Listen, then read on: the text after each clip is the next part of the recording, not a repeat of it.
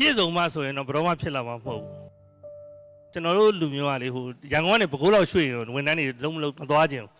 ဘောနော်ဒီနေ့ဘတ်စကိုတကားမတို့ဘာလို့ဆိုတာသူများနိုင်ငံတွေသွားကဘာတွေပတ်ကြည့်ပြီးတော့မှဖြစ်တာကျွန်တော်တို့ကဟိုတခုခုတနေရာကိုစွန့်စားရမယ်ဆိုရင်စိတ်ကတိတ်ကတိကောက်ဖြစ်တယ်တကယ်တမ်းကျတော့ adventure လို့ဟာမျိုးတိတ်မလုပ်ချင်ကျွန်တော်ကတော့ဟိုလူငယ်လုပ်ငန်းရှင်တွေကိုလေစွန့်စားလုပ်ရမယ်လုပ်တွေလုပ်စေချင်တာဒီအသက်ရွယ်မှမလုပ်ရင်တက်ကြီးမှဆိုရင်ပိုစဉ်းစားလာလိမ့်မယ်ပိုပြီးဝေးသွားလိမ့်မယ်ဒါကြောင့်ကျွန်တော်အနေနဲ့ဒီဟာကိုကျွန်တော်ပြပြတာအဲ့တော့စွန့်စားစေချင်တယ်လုပ်စေချင်တယ်စူးစမ်းစေချင်တယ်မျက်စိလည်းပွင့်စေချင်တယ်ပေါ့နော်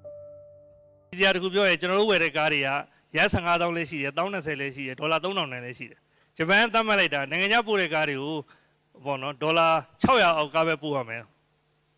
အထက်ဆိုပို့လို့မယ်ကျွန်တော်ဝယ်ထားတဲ့ကားတွေအစီး50လောက်ရှိတယ်ကျွန်တော်တော့သွားပြီးမွဲပြီပေါ့ဘာလို့ကြုံရတဲ့လူဆိုတာအခက်အခဲတွေကိုလေဆိုတော့ကျွန်တော်အဲ့စိတ်ကမ်းမှာအဲ့ကားတွေကိုရှာထားလေးနဲ့ထားပြီးတော့အဲ့ကားအစီး50ထားပြီးဒီတိုင်းဆိုရင်မပို့ရတော့ရင်ပြန်ရောက်ရင်လည်းအဲ့မှာရန်1000တောင်ရမှာမဟုတ်